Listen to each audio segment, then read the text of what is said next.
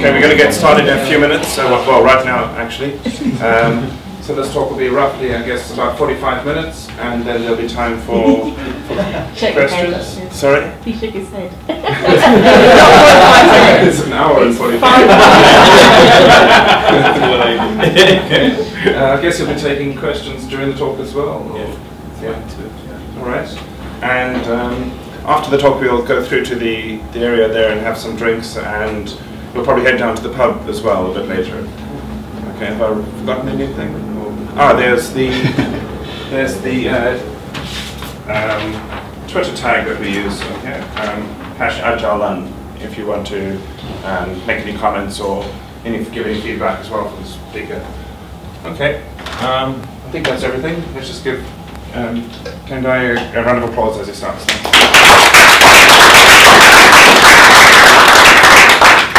Thank you very much. I'll take the applause now, because you may not applaud later. My name is Tendayi. I'm an academic by accident. I teach organizational behavior and entrepreneurship at the University of Kent.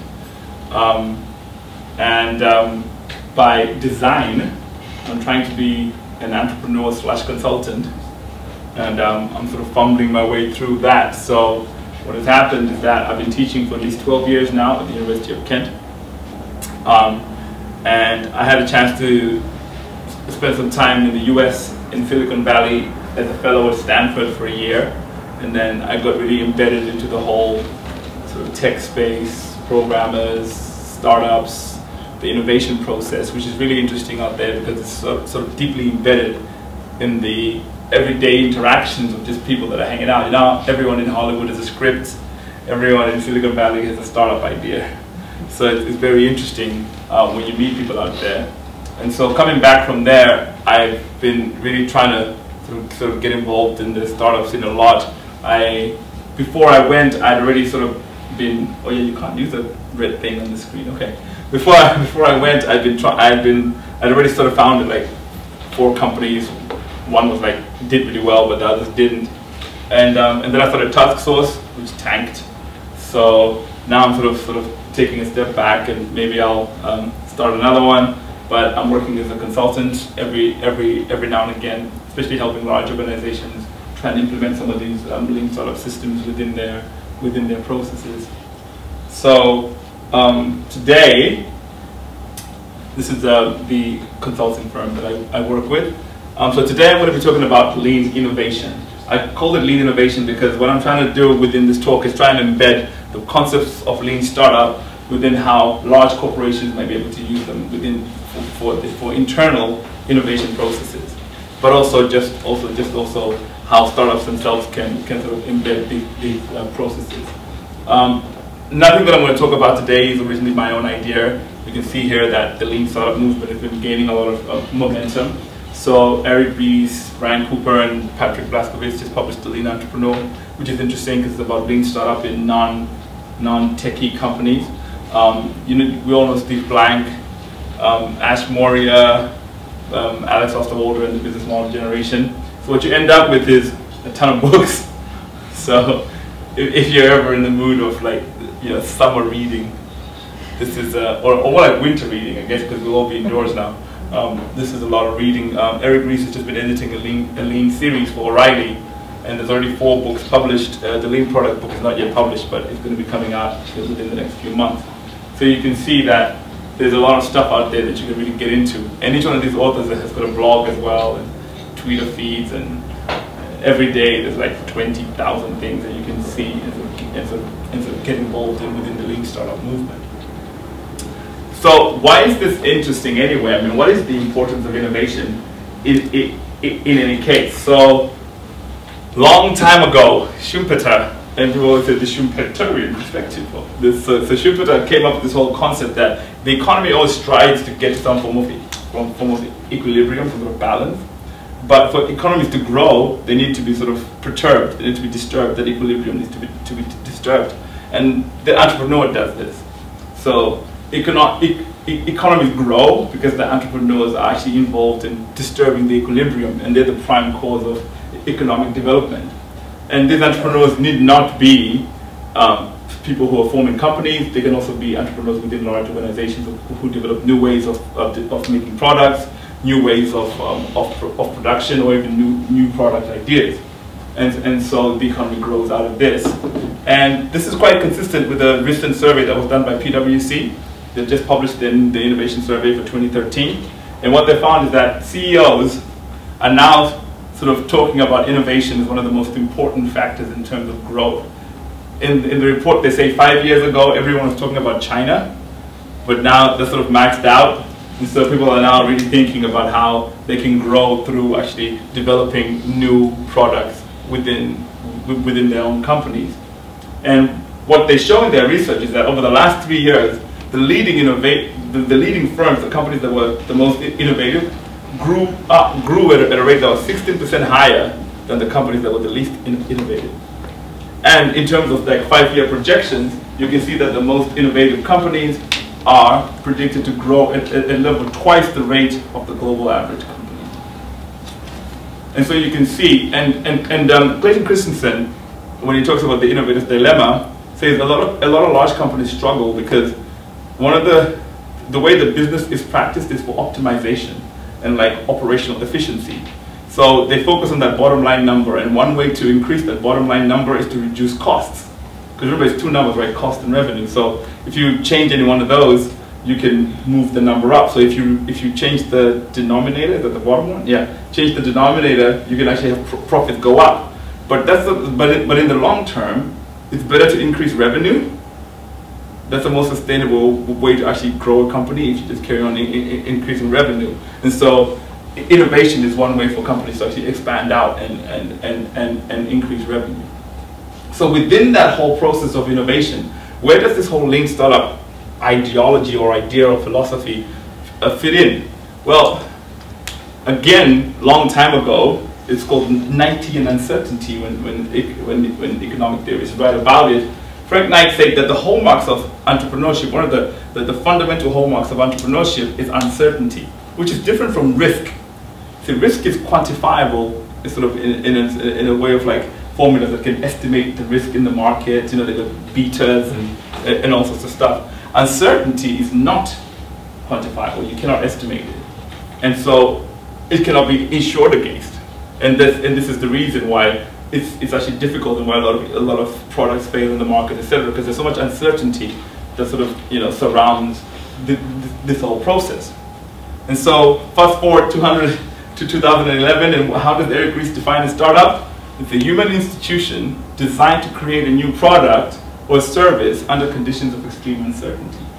And so it is this uncertainty that is the most interesting piece when it comes to innovation, because what investors and companies have done long ago is they've understood that it's uncertain, so they're just taking punts. If you invest in 10 ideas, at least one will work. Now, you don't really know which one will work, so you invest in things that sound plausible, but you understand that these things sound plausible, but they may fail. That's probably a business model for publishing companies. You get like one runaway bestseller, but most of the books are duds. You get like one hit record, and that hit record funds every other record that's not really successful. So it's a system of taking punts. But the question becomes, is there a way that you can reduce this uncertainty? Not eliminate it, but sort of manage it in a systematic fashion, in a manner that you don't make huge bets on things that you're not sure how they're going to work out, but you can make little bets, and as the fog becomes clearer, you sort of double down on those bets. And that's how the lean startup process works. But what is it that is the challenge for the traditional way of doing innovation, or for the traditional way of doing startups? Well, the challenge is this lure of the story of the hero, right? Or this. You know, when you talk to a successful founder and they're telling you the story of how they came up with the idea, it's all cleaned out now. It's got like a linear narrative to it, right? It's evolved, you know, from primate to the Beatles, right? And so what's interesting about that is that even this representation of evolution is not correct, right? So evolution is not about the things getting better. and we always think that evolution is about like humanity getting better. It's not about things getting better. Evolution is about what is the most adaptive species for that particular environment. What is the most adaptive way for anything to operate in the environment that it's in? Doesn't matter how clever you are, doesn't matter how strong you are, if you're not adaptive to the environment you're in, you'll just die out. And so, and the environment changes, and the business environment changes so often now that this ability to adapt becomes almost like a key sort of function of an agile organization, if you want to call it that. So the reality is that any model, as Klein and Rosenberg argue, any model that depicts innovation as a smooth and well-behaved linear process badly misspecifies the true nature of how innovation actually works. Innovation is complex, uncertain, disorderly, and subject to changes of many folks. So the question becomes, if this is true, then how do you even manage this? Because Eric Ries argues that entrepreneurship is management. How do you manage this chaos? I mean, it's by definition unmanageable, or is that really true? Right? Is there a system that you can use to manage things that work in this way? So people think success looks like this, but this is what it really looks like when it's actually working. Sort of you go forward, you go back, you go 5 steps back, then you go 1 step forward, and that's just the way. Meanwhile, your board is asking you, what happened to the 5-year projection? You know, the one you made up. Right? And so, an important and useful way to consider the process of innovation, you think about it as a way of managing uncertainty and sort of reducing this uncertainty as you go. Right? And so this is where Lean Startup really helps. And so the biggest challenge is that a lot of people know what goes in the black box and know what comes out. So they put money in, people, whatever, and then they wait for the products to come out the other side. But nobody has ever really thought about what goes on inside the black box. How do you actually manage what goes on inside the black box while these products are being created? Right? And the biggest challenge we have is that most innovations fail. Like, for example, for startups, sometimes it's 70%, stretch it over 5-10 years, it goes up to 95%, right? And most new product launches fail. I don't know what the statistic is. I keep forgetting it, but it's like you need like 57 new products or something like that for one successful one. There's like a number that is spoken about a lot. And being part of a large company does not guarantee success. Large companies launch a lot of products that fail. Startups fail a lot. Having a lot of investment money does not guarantee success. You talk to any VC and look at their investment schedule, and you can see that a lot of the companies they invest intact, and they've only got 1 or 2 successful companies there. And what's even more interesting is that previous success does not guarantee future success. So this is a study that was done by Frankish and colleagues, and what they did was they looked at the Barclays Bank data of startups to see which ones succeeded and which ones failed. And what they found was they were checking to see if there's a connection between having opened a company before and whether or not your next company succeeds. And what they found was there's zero connection between whether you've owned a company before and whether your next company succeeds. Right? And so they got this thing where they say entrepreneurs don't really learn, they just claim they do. But it's more like entrepreneurs learn the wrong things.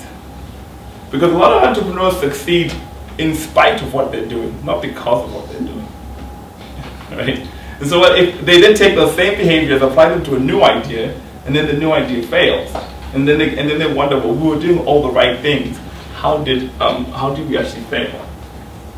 And this lure of this story is really, really embedded in this whole notion of business planning, because that's what we learn in business school. Like you write a plan. If you're going to get investment money, you write this 20-page thing with 5-year projections.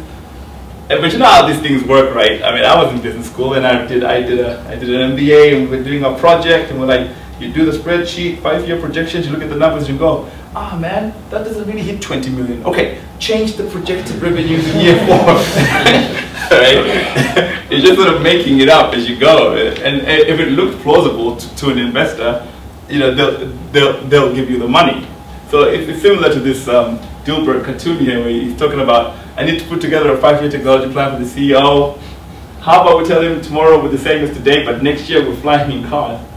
And it's like, yeah, cool, I'll just add a pie chart to it for sizzle. And it's basically, it's like a charade, right, that we all have to sort of engage in, and everybody knows it's a charade, and we all know that people are just making bets.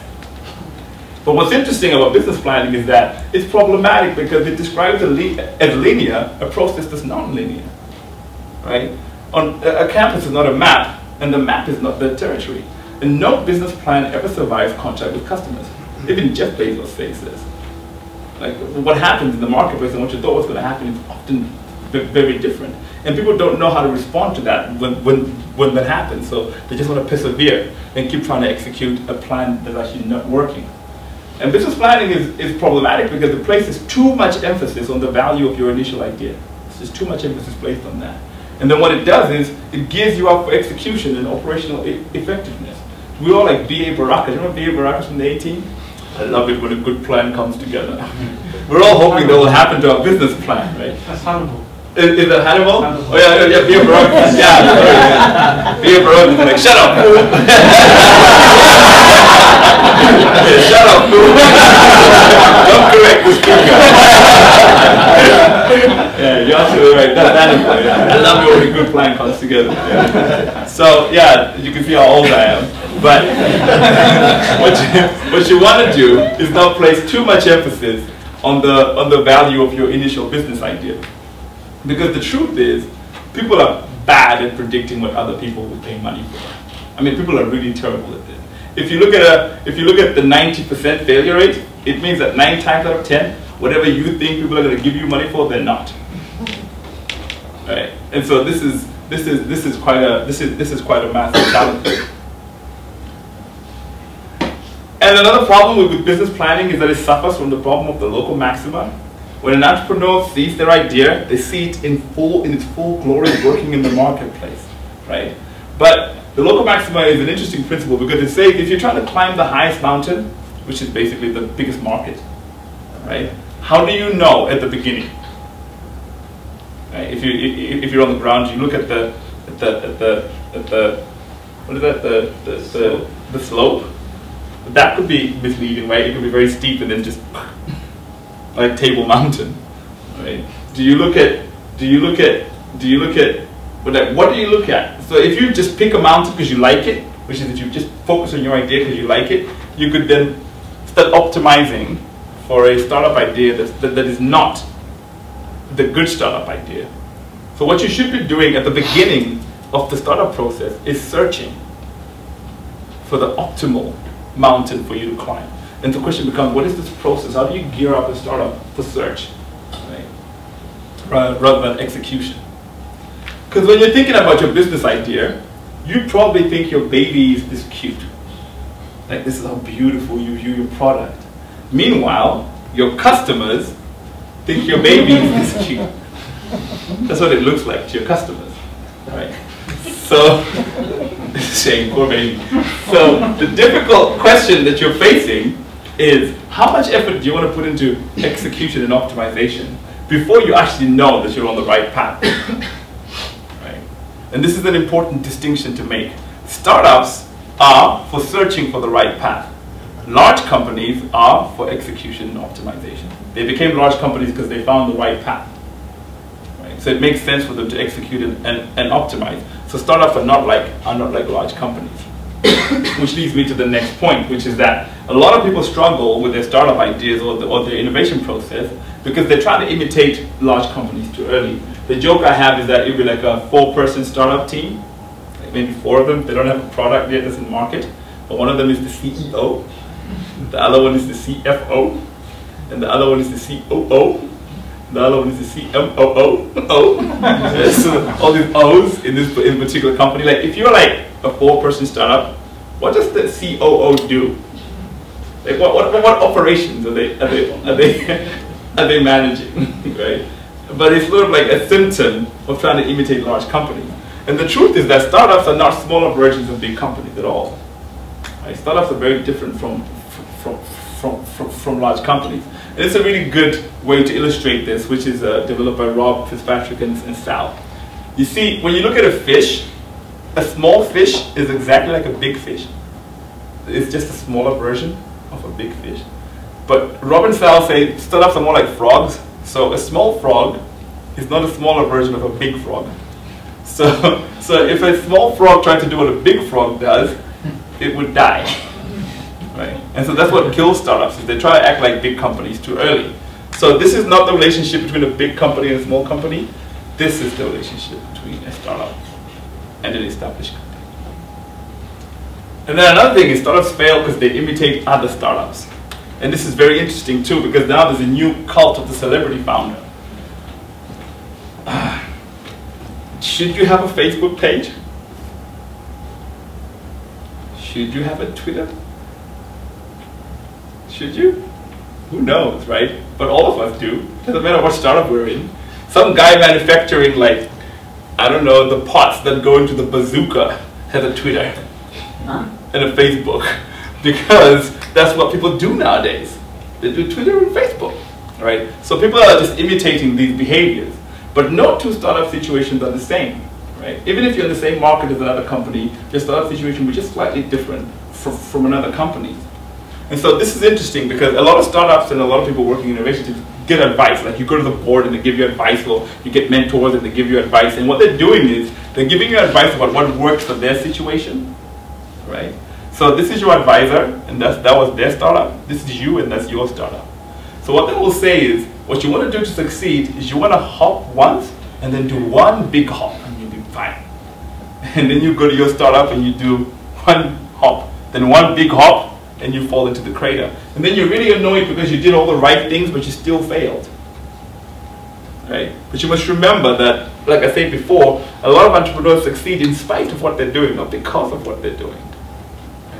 And so this causal connection is sometimes misleading, right? And so this is very important.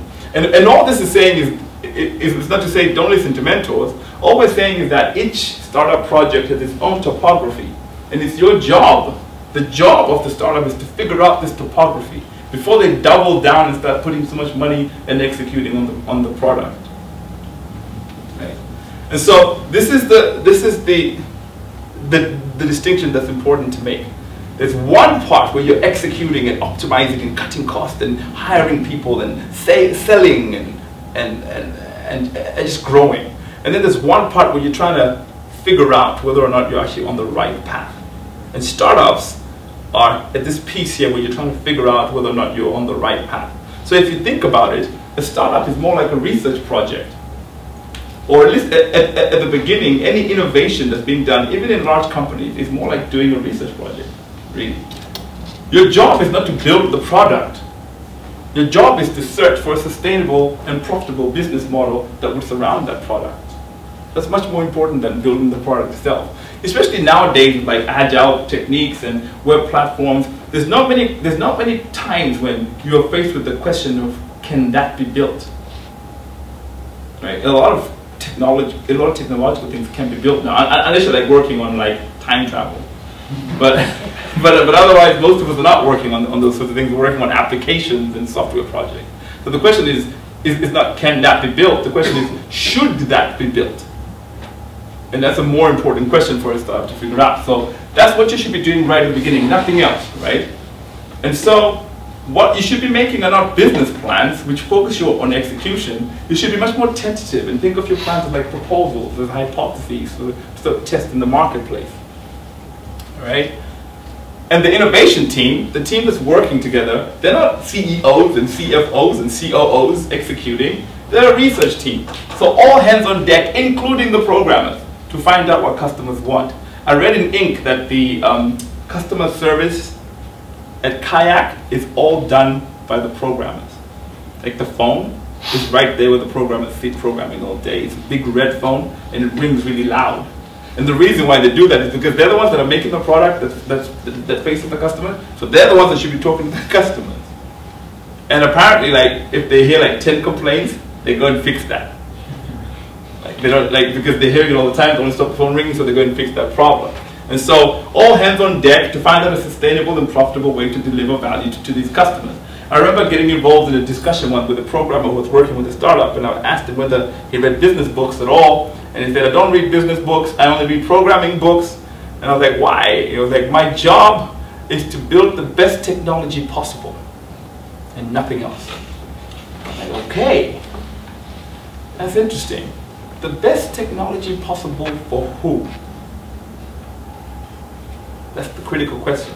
There's no such thing as the best technology possible in the abstract, unless you're an academic like me, where we're only interested in like, what cool thing can you find out? Or what cool thing can you build? But there's nothing to sell. We're just interested in the knowledge piece of it. You know, can this be done? Can you, if you wrote the program this way, could you streamline it a little bit more and make it more efficient? These are all academic questions. Seriously, when I'm holding my iPhone, I don't care what software is in there. I just want it to do what it does for me. I don't care, like, I mean, it looks nice, but that's nice. But I don't even want to know who wrote the app. I don't care. Right? So when you're talking about the best technology possible, you have to think about for who. And that for who question is really what defines what's the best technology.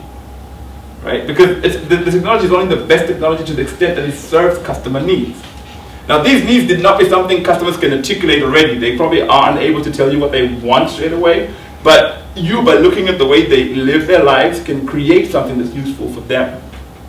Right? And they'll learn to use this, and they will use it. But you can't focus on just building. And so the only way a startup graduates is when they crack this product market fit piece. And they've actually made something that the market wants. And product market fit is a combination of making something people want and also figuring out a way of delivering it to the market in a way that's sustainably profitable. Right? Not just sort of making a product. But the problem is that the orientation for most people, like if you're a programmer, what you want to do is just start building. If you come up with an idea, you want to sit down and start building. You know, start hacking, you know, do a hackathon, whatever it is, and just start building stuff. But the question is, does anybody want whatever it is that you're building? And that's the significant question. And what this does, right, if you start first of all figuring out whether somebody wants what you're about to build, it eliminates waste. It's interesting that the majority of inventions that are recorded in the US Patent Office, the majority of them have never been introduced on a commercial basis. The majority of them.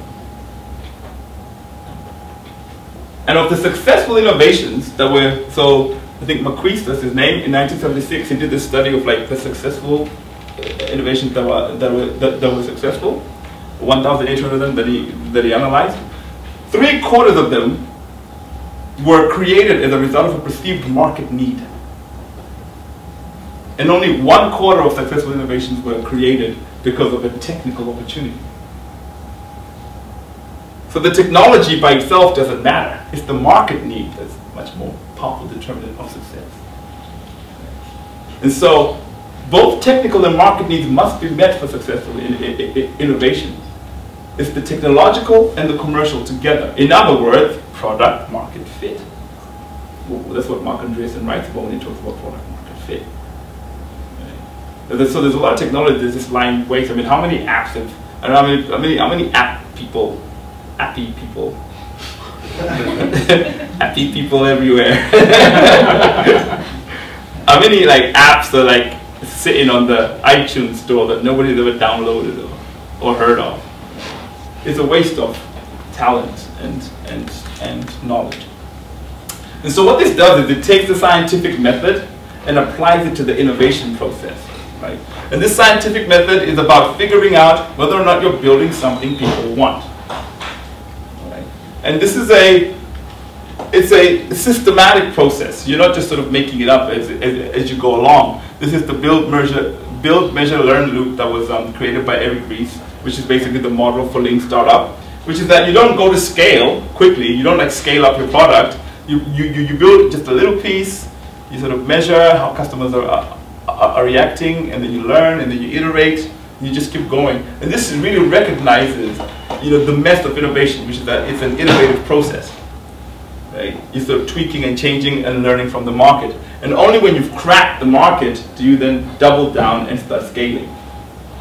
And so this is from Ash Maurya, the book Running Lean. And this really describes the process in a much more linear way that people can understand. At the beginning is problem-solution fit, which effectively means that you need to find out if there's a real problem in the marketplace that customers have before you build anything. And you can use Agile methods then to make sure that you're building the right product for the customer, right?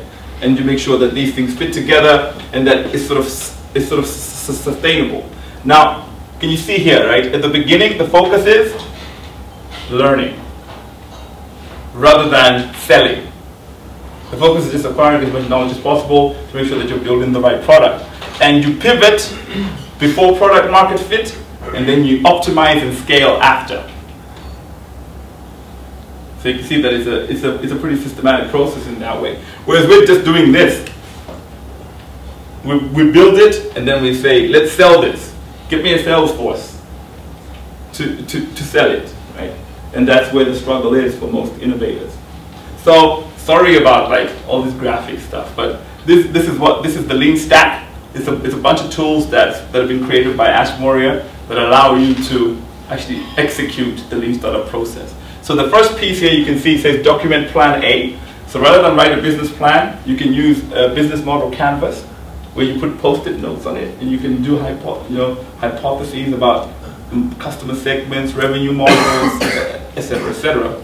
And then once you've done with documenting your plan A, you look at it and you identify the riskiest parts of it, and then those are the ones you tackle first, right? So if you identify, let's say, that the value proposition is the riskiest part, you take that piece and then you stick it in the build, measure, learn loop.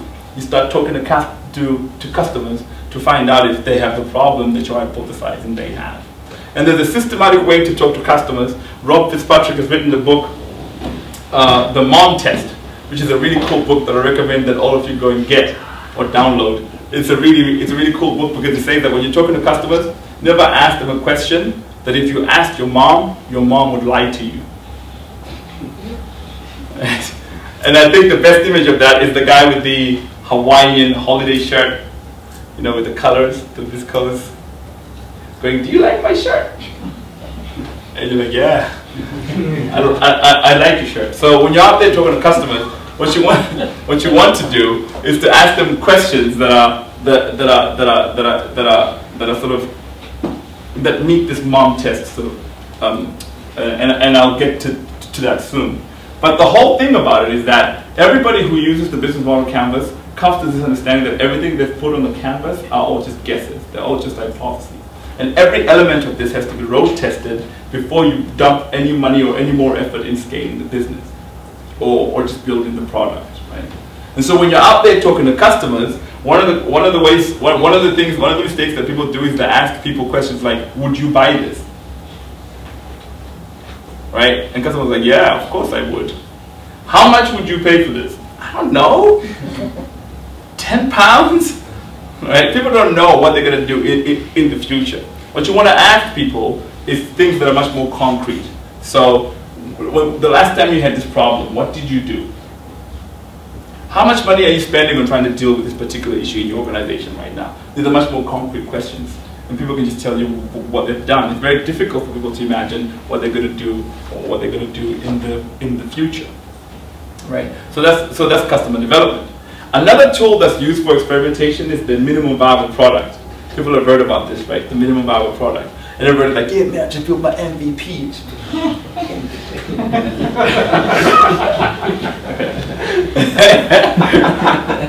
That's like the new buzzword that nobody knows what it means. A lot of people think MVP is like a cheap version of your product or like a prototype.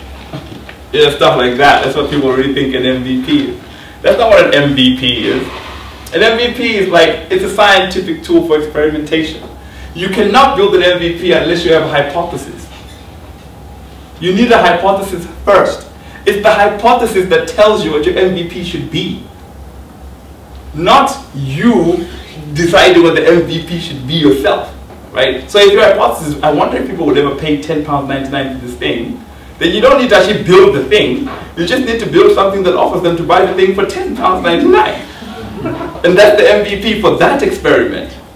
And then the next time you're like, "Well, I wonder if people would ever download this and then sort of put it on their computer." Well, maybe then you build the piece that tests that. And you just keep stacking and stacking these experiments. But without a hypothesis, it's not an MVP.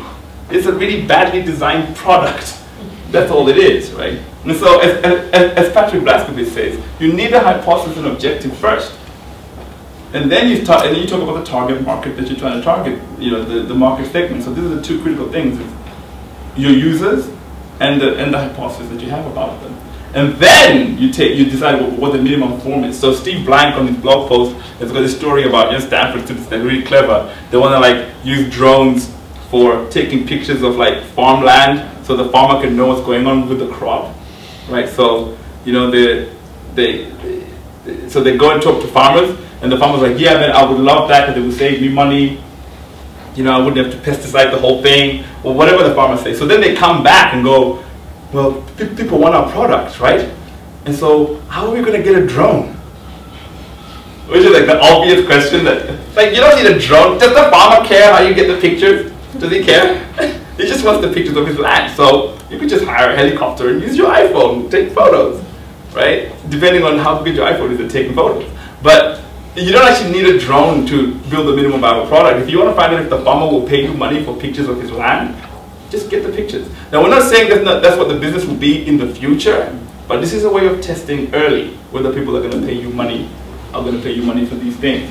There's other methods as well. Food on the table did what's called a concierge MVP. This is a platform where families can put a weekly meal plan and recipes, and then that gets organized into a grocery list for you, and it tells you like where you can go pick up the stuff and where you can buy them.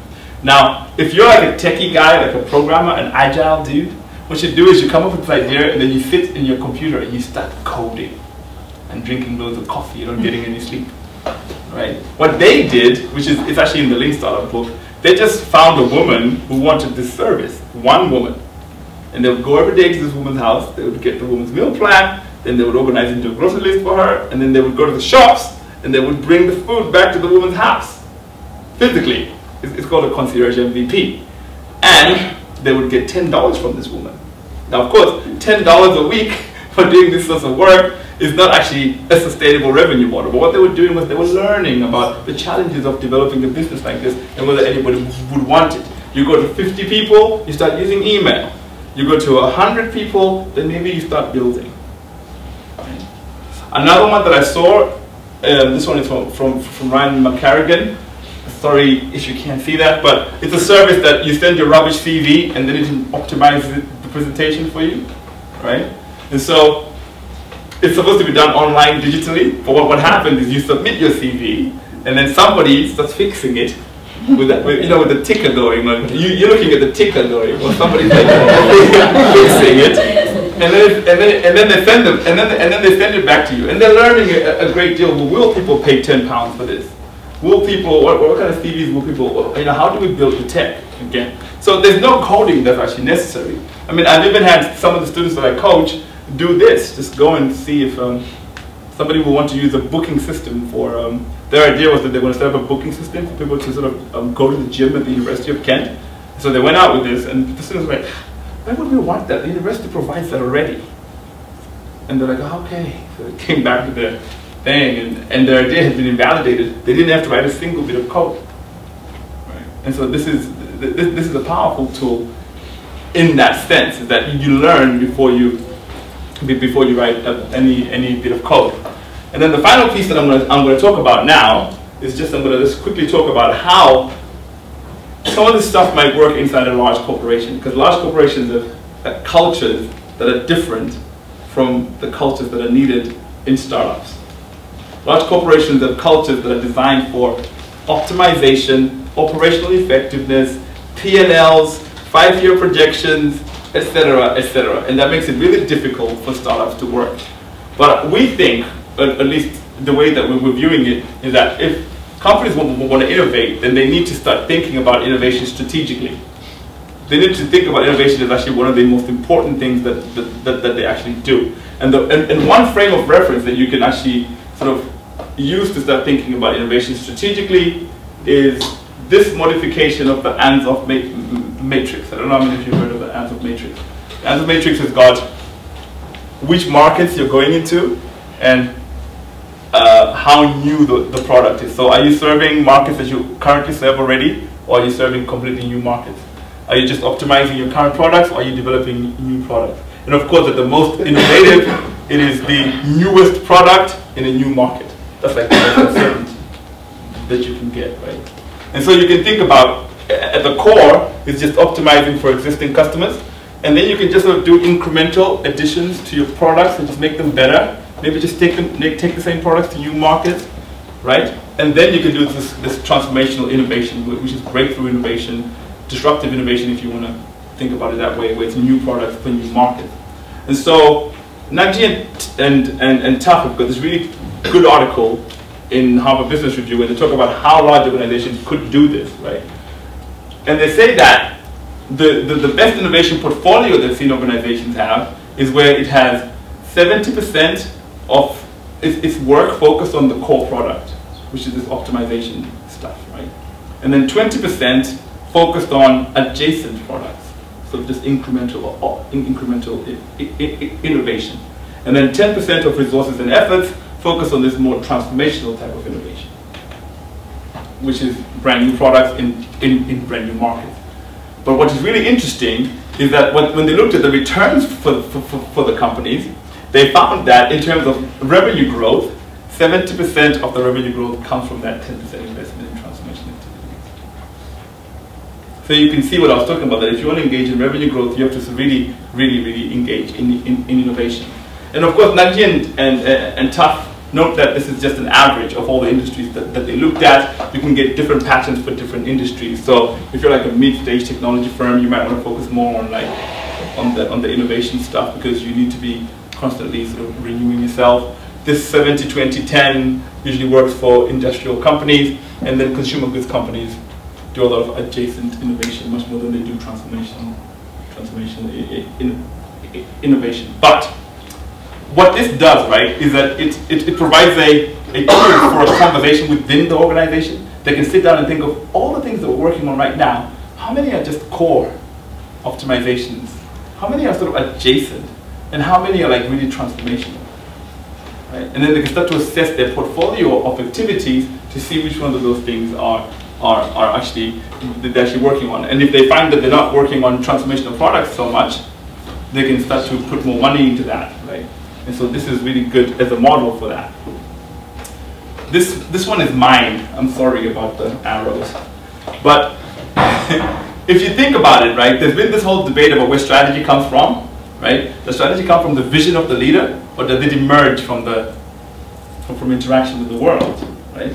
Now, the cool thing about Lean is that it now provides a platform for these two forms of strategy to have a conversation.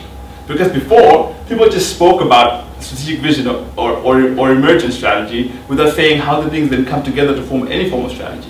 But if you think about your strategic vision as the source of the hypotheses that go into the innovation sandbox, and the innovation sandbox does experiments with customers from which emergent ideas then come through as data. This is systematic now, it's actually managed, right? As data through the innovation sandbox back to the strategic vision through iteration. Right? And then this becomes a cycle that just keeps going on and on and on. This starts to give you a sense of how entrepreneurship can actually be management. Right? Because this lean startup process in the middle here is giving you the tools that you can actually use to have a conversation between what the customers want and what the organization thinks the world wants. Right? And so this innovation sandbox is where you do that 10% of the transformational innovation. And so what happens inside this innovation sandbox? Well, one, because of the cultural differences, innovation teams should not be part of the main organization. They should be separated from the day-to-day operations. And you're seeing this a lot in a lot of companies that now have internal incubators or internal accelerators, right, where they just incubate these companies or these startup ideas away from the large organization. And funding for these particular, for the sandbox should come outside the budget cycle. Eric Ries strongly argues that the funding can be minimal, but it should be totally predictable.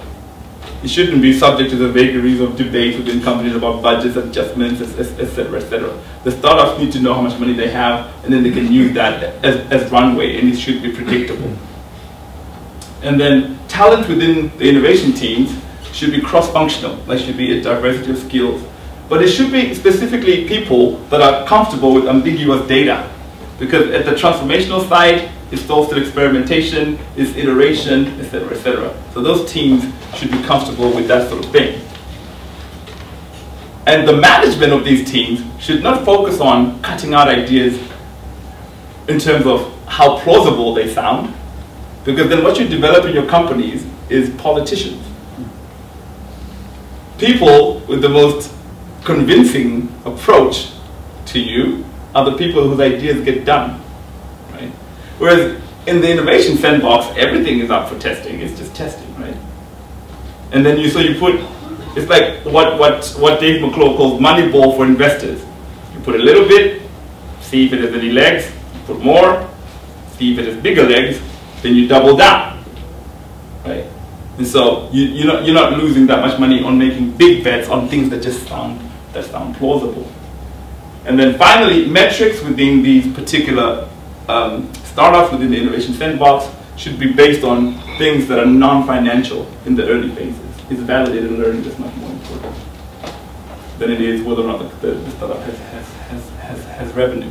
And there's a concept called innovation accounting that's in Lean Startup in terms of what metrics do you use. There's a book as well called Lean Analytics that really talks about what metrics that you use to see whether or not the startup is really learning, which are non-financial metrics, some of them. So imagine an innovation sandbox in a large organization where the only hurdle that you need to clear to receive further investment is that the company might learn something. Right? Wouldn't that be interesting? Brave new world out there. And then this build, measure, learn loop is what's inside the sandbox. That's what's actually happening inside the sandbox.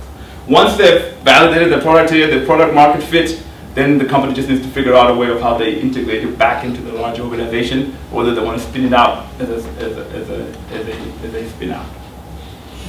Right. So that's the presentation overall. There's so much stuff that you can go deep into. And I can do that for tonight, but I'm open to any questions you might have about any of the things that I spoke about. Thank you.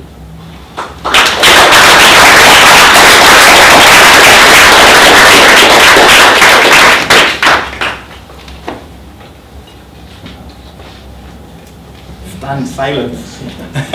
Yeah. So I think we struggle with what the definition of end of MVP is. So how do you know when you've built your MVP? Because I think there's a lot of misconception about it. And often people think, as you said, it's a cut down version of the final product. Yeah. But how do we know we've finished the MVP and we can now scale? So this is the question you ask. So this is about arguing about features, right? Mm-hmm. So this is the question that you ask each other. What is our hypothesis? Oh, we want to find out if people are going to pay $10.99 for this. Okay, how does that feature help us learn that? It doesn't. That's the end. That's how you end this. How does what you're suggesting help us learn? How does that help us test the hypothesis? And if it doesn't, if it's just a thing, then take it off. It doesn't matter. Only do the minimum thing that's necessary to learn. And that's based on whatever hypothesis you're testing right now. The problem with that is that you get featureitis because the MVP was built before a hypothesis was developed. And so the discipline is to develop the hypothesis first. And the hypotheses need to be small, don't they? Because one of the hypotheses could be that we can sell it in all markets we can roll it out to 100 million people. That could be a hypothesis. Yeah. Yeah, that's true. But what does roll out to 100 million people mean, right? You can, if your understanding of the market is that there's 100 million people in this market, that's fine. The market size is 100 million. The question is, what is the conversion rate? Maybe that's one metric to look at. So how many people buy? So you take a sample. That's what we do, right? When you do research in psychology, you don't measure the IQ of every person on Earth. You take a sample, right? And then you look at the sample and you say, okay, we went to this market with 100 million people and we spoke to 200 of them, or we presented the MVP to 200 of them, and 100 of them bought. That's a 50% conversion rate. Does that work in terms of sustainable profitability for the business model that we're trying to build? If it's not, how do we increase that conversion rate? Then somebody comes with another hypothesis. What if we add this feature? Okay, let's add that feature. Then you go back again and you test and you just keep testing.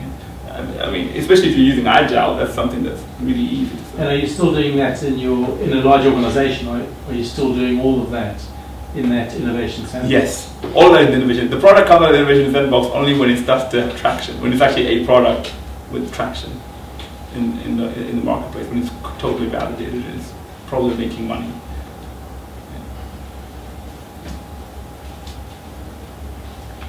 Are there any other questions? If the senior management within an organization wants to create these innovation sandboxes, what are the most important things to focus on to actually make it happen? How do you build one? Right. Yeah, that's a hard one to give a straight answer. I guess it depends on the type of on the type of organization, the resources it has. Again, the innovation strategy, if it wants to pursue the 70-20-10, or if they want to do a lot of innovation. So, what are the biggest places you see big companies fall down when they try and do that? Maybe that's a better way to ask the question. Like, what are the top 3 reasons you think that you've seen people fall down when they're trying to create an innovation sandbox in a large company, say a publishing company? all right. So I've never seen an innovation sandbox in a publishing company. I don't know anything about it. I'm not going to wade into that argument. Blindly walk into that one. But I guess, well, the question becomes, what are the difficulties of instituting the principles that will protect the innovation sandbox from the culture of the large organization? Like, to what extent does the culture of the large organization impinge on the innovation sandbox?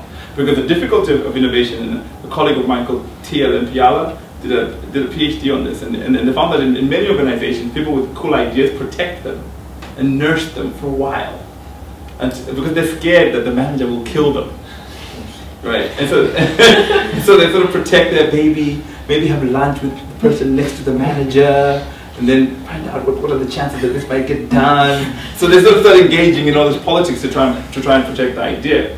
So, in a sense, you want to separate the innovation sandbox from all of that. You want to shield it from that. But you also want to shield the larger, because the concerns of the larger organization are also valid. They don't want to invest in rubbish things and be known for investing and waste money.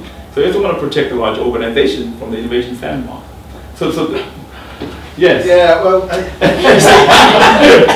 the problem I have with separating it is the fact that you get innovation from people that are embedded in the organisation as well. Yes. And if they're doing the day-to-day, how do you take them out to do the innovation as well without, especially if your culture is not to backfill those roles? So you're asking people to do both innovation and day-to-day within a reasonable work balance. Ah, yes. So, yeah. Oh, and the innovation has got to support a P&L. Yes. Yeah. all of those things don't work for an innovation sandbox. You've got to backfill the roles. Yeah. Yeah. So I know a company that I won't name that's doing that. So if you have an idea that you think you might want to take to the sandbox, you apply to go to the sandbox. They take you to the sandbox, and then they get somebody else to do your job while you do it. So you're fully paid. You're still working with the organization, but you're in the accelerator.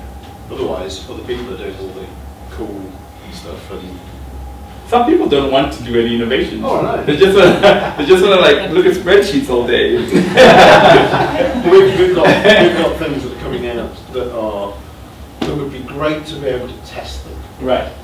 But as soon as you start talking about them, people say, "Oh, well, we'll do this project with that, and that has to succeed." And you go, "No."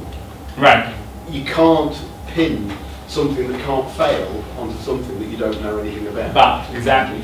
And so that's why it has to go into the innovation sandbox. Yeah. And so if you cannot protect the innovation process from the broader culture of it. Now, the adjacent piece, so let me just go back to this. The adjacent piece, so according to Nagji and Tuff, this piece here works well if it's being done by people that are in the organization, that are part of embedded in the organization, because it takes pieces from this. Yeah. It takes pieces from the core. So it makes sense that they use some of the resources that are already within the organization. But this transformational piece, you can't. You just have to protect the size. This is what we're trying to do. Transformation. Yeah, and the manager and the management team and the board or whatever have to just institute their culture and insist on it, that the innovation sandbox is protected. But any employee can go there with some process that you institute that allows employees to go there with their ideas for them to be tested. Yeah, How do you prioritize what goes in the innovation sandbox? How do you prioritize the growth in innovation sandbox? So let me show you a slide that says nothing is prioritized. Because once you do that, right, the decision-making process becomes P&L, business plan. Practically, you can't though. You might have a list of 10 ideals, 10 candidates that could go into that sandbox. And they're all great ideas which should be explored in the ways you've described, but you can't physically manage them all at the same time. Yeah. So you have to choose one over the other to do first. So there isn't. So how do you go about doing that? Pick them out of a hat. Yeah, I guess they pick them out of a hat, because I mean, of course, you can decide from your knowledge of the market that, you know, this is an emerging market, it's a growing thing, and, you know, we want to grow in this space. And then you can say, okay, all the innovations that we want to work on that will go in the sandbox are in this space. And that's one theory that you could use. So you could have a theory. You could use Porter's 5 forces if you want, which is, you know, look at the industry, look at the market, look at whatever is growing, and if the forces are good, you can decide, okay, we're going to innovate in health, right? And then that sort of limits the space in which all the innovations are done. That's one way to do it. But you couldn't look at something and go, we'll do that because that looks like it might work, and we won't do that because that looks like it might not work. That is the difficulty of it. So you have to have some process of making sure that most things get tested at least somehow, at least at the minimum level. Have you worked with, or do you know of any big corporations, sort of Pearson size, that have multiple innovation sandboxes? Would the recommendation be have one central locally rated innovation sandbox, or let's say, because Pearson is basically, in my view at least, is a combination of multiple small to medium enterprise actually. Right. Rather than one unified big organization, of course. Right. So, and I was actually lucky enough to work in the central sort of, what we call a South Innovation Sandbox all over Pearson. Right. But it's still very small, so the question is, as I said, have you any experience with big, large organizations that actually have multiple innovation sandboxes, and how you sort of organize those? Yeah. So I'm just saying which one is most relevant for this space. So Sonoma, that's the name in the Netherlands. They're a publishing company, right? Media company, publishing company. Sonoma. They have an accelerator. They have an internal accelerator where, you know, ideas go in there and they get done, but they have one. So I don't know whether or not if the sub-units of Pearson, whatever, Penguin probably one, maybe they can have their own accelerator, or I think it's better if it's just one, and everybody can sort of go into this space. Because the cool thing about a startup acceleration space is the culture that's in there, and how these innovators feed off each other, and the serendipity of ideas that happens from the way they interact. Right? If you've ever been in a startup accelerator, it's like the most coolest, most vibrant place to be. And so if it's all like siloed out, then you may not benefit from the cross-pollination.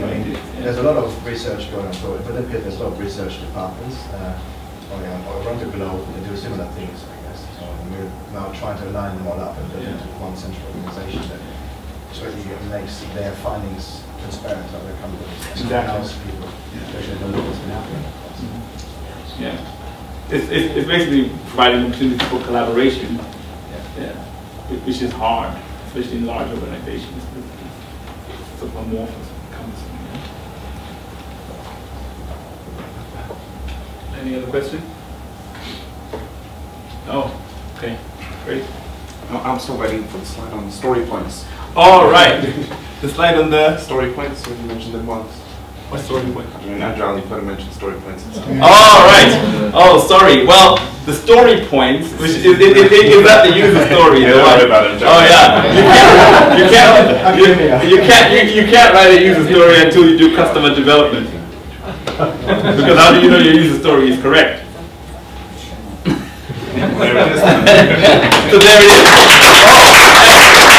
Oh, one other story that I have to tell. The gold donut story. Oh, it's a requisite that I tell this story. So I was doing this talk once, and then this guy was trying to sort of, befuddle me, put up his hand and went, well, what if your startup idea is that you want to sell gold donuts? How do you do an MVP of that? You would need to mine the gold first. Is get a box, write gold donut on the top, put a rock inside. You don't even need to put the rock inside. And just stand on the street and say, I'm selling gold-plated donuts. And whenever somebody comes and gives you £50, you say, thank you. I'm not really selling gold-plated donuts, I'm just doing an experiment. But what you're doing is you're just keeping track of how many people come and look at them, and then you can track the metrics of who's buying and who isn't buying to check your conversion rate. So the moral of the story is there's nothing that can't be MVP. Thank you.